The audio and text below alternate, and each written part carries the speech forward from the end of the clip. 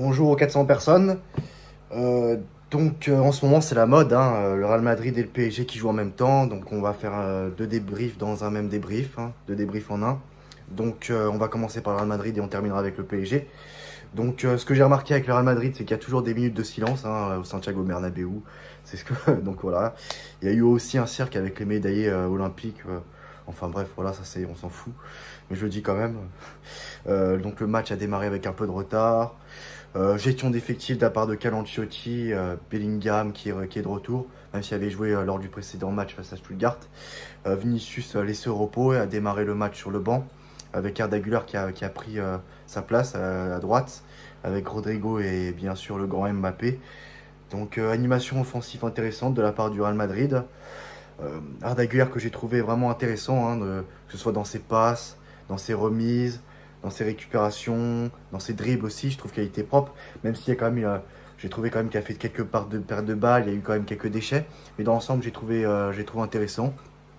Mbappé, hein, le mec, comme d'habitude, il marque, il tire 6 fois, 7 fois, 8 fois, et c'est pas des tirs, il y a des tirs qui vont sur la lune bien sûr, en tribune, mais là quand même la plupart de ses frappes sont cadrées, je trouve, et bon, il n'a pas une très bonne finition, hein, soit il tire sur la lune, soit il tire sur le gardien.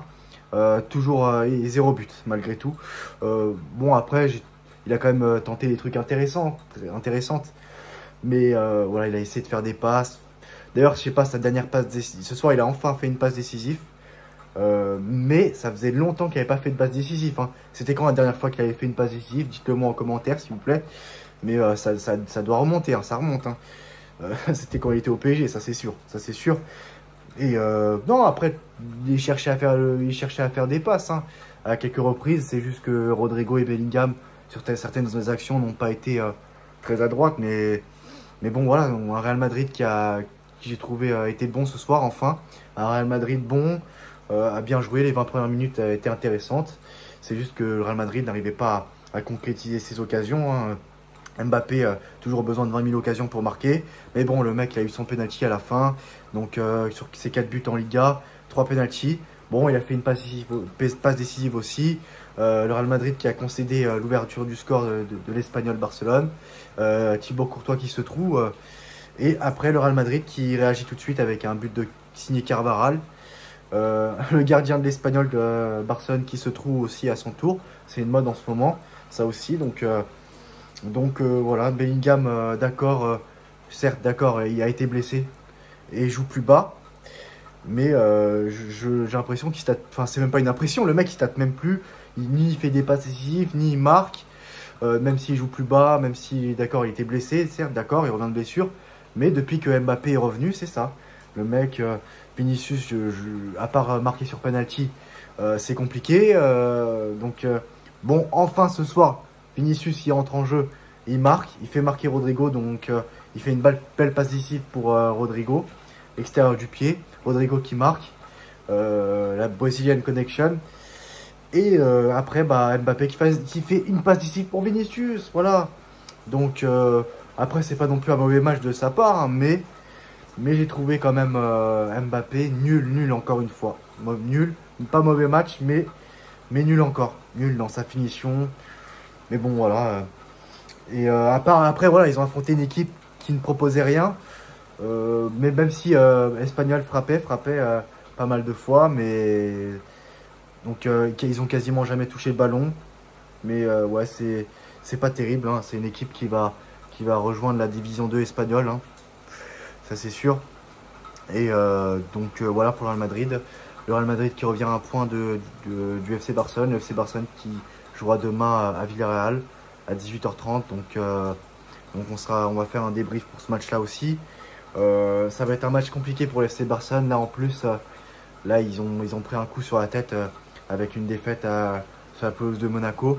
Je sais pas à voir ce qu'a faire le FC Barcelone, mais je sais pas. On verra bien. Mais le Real Madrid qui se rassure en tout cas. Et le Real Madrid il joue bien, mais ils n'arrivent pas à marquer. C'est l'équipe d'Espagnols qui ouvre le score, mais après ils arrivent à marquer. Mais quand le Real Madrid est nul, c'est eux qui marquent. C'est eux qui marquent à chaque fois. Mais bon, aussi c'est à chaque fois que les équipes affrontent le Real Madrid, ils ont du mal à marquer. Je sais pas ce qu'ils font. À chaque fois, ils donnent leurs fesses. Je sais pas ce qu'ils font. Mais les équipes qui affrontent le Real Madrid, ils n'arrivent pas à marquer la plupart du temps. C'est toujours le Real Madrid qui vient, qui te tue. Donc un jour, le Real Madrid, il va tomber sur une équipe qui va les punir, c'est sûr et certain, hein. Tôt ou tard, c'est ça. C'est ce qui va se passer. De toute façon, c'est ce qui s'est passé aussi hein, l'année dernière à l'Etihad Stadium contre Manchester City, 4-0 et tout. Donc un jour, le Real Madrid, tôt ou tard, va reconnaître ça, hein, c'est sûr. Enfin bref, c'est tout pour le Real Madrid. Donc, ah oui, aussi Hendrick, hein, encore une fois, entrée intéressante de la part d'Hendrick. C'est lui qui provoque le penalty d'ailleurs. Donc le ballon, on ne sait pas s'il est sorti ou pas. Mais peu importe, après c'était un Real Madrid remanié. Hein, voilà, donc Rudiger qui n'a pas démarré, qui était sur le banc de remplaçants. Tchouaméni, défenseur central. Fran Garcia à la place de Mendy. Voilà, donc même comme ça, le Real Madrid a gagné. Donc tant mieux pour eux. J'ai envie de vous dire, tant mieux pour eux. Et donc on va parler du PSG. Bah, le PSG qui a pas réussi à gagner à Reims. Le PSG qui recommence à ne plus marquer de but. Première titularisation pour Désiré Doué. Désiré Doué qui n'apporte pas du tout satisfaction. Pour l'instant, c'est un gros flop. Alors, statistiquement. Mais après, sur le terrain, je sais pas.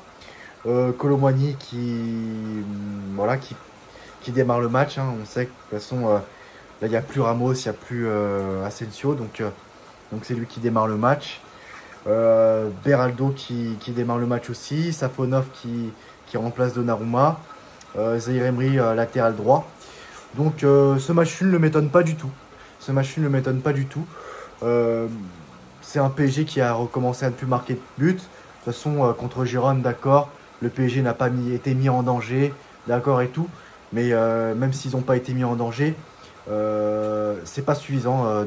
Tu peux pas te contenter d'un but, d'une ouverture du score à la 89e minute face à une équipe de milieu de tableau de Liga qui a perdu beaucoup de grands joueurs, de bons éléments. Le PSG, c'est triste, insuffisant. D'accord, Ousmane Dembélé qui rentre et qui marque, qui a déjà marqué 4 buts cette saison, c'est autant que la saison dernière. Donc voilà, donc c'est Dembélé, le meilleur buteur du PSG. Il n'y a pas de profondeur de banc, c'est-à-dire que il n'y a pas de doublure à Nuno Mendes, il n'y a pas de doublure à Hakimi. Je ne comprends toujours pas pourquoi le PSG n'a pas recruté Jadon Sancho.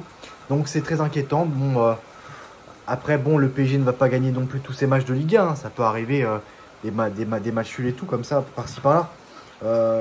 D'ailleurs, fin de série à l'extérieur pour le PSG. Enfin, ouais, c'est ça, fin de série à l'extérieur pour le PSG. La saison dernière, le PSG a été invaincu à l'extérieur en Ligue 1 toute la saison dernière. Non seulement invaincu, mais aussi jamais d'ouverture du score. Hein. Jamais ils avaient conseillé d'ouverture du score. Là, ça y est, c'est chose faite.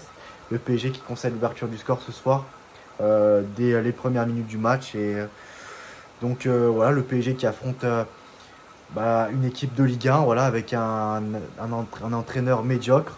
Voilà, qui va bien avec la Ligue 1, voilà, un vulgaire entraîneur de Ligue 1, un entraîneur médiocre qui a décidé de jouer en 6-3-1 ou 7-2-1, j'en sais rien.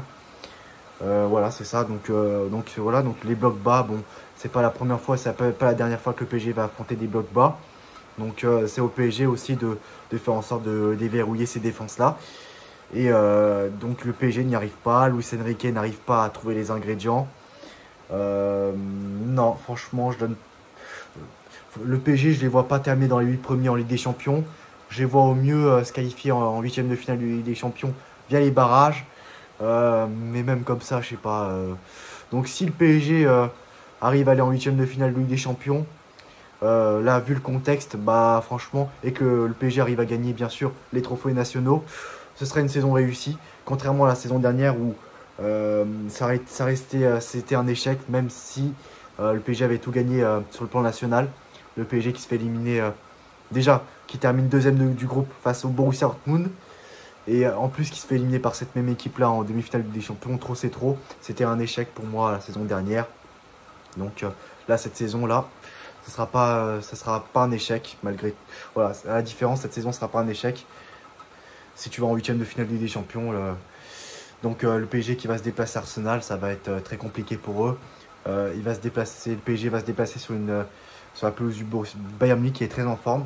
Donc à voir ce qu'ils vont faire contre le Bayer Leverkusen. Hein. Prochain match du Bayern Munich. Donc voilà, c'est tout pour moi. N'hésitez pas à donner vos avis en commentaire, qu'est-ce que vous pensez de tout ça. N'hésitez pas à liker, à partager et bien sûr à vous abonner, ça m'aide beaucoup. Et on se retrouve très prochainement pour une nouvelle vidéo. À très bientôt, ciao.